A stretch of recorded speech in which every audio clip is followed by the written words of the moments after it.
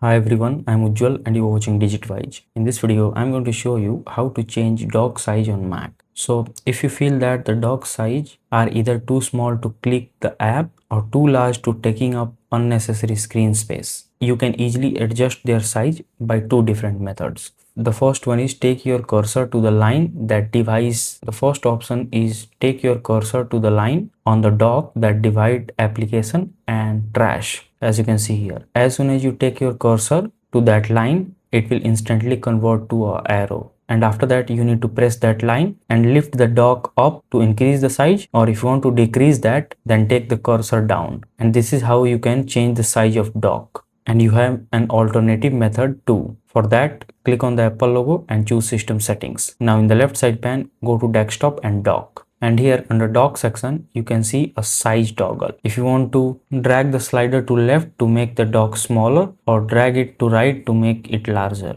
And as you move the slider, the dock will resize instantly, allowing you to preview the change in real time. And once you choose the size that feels right to you, leave the slider there. And that's it. So if this video helps you in any way, then do like it and subscribe to the channel. Thanks for watching.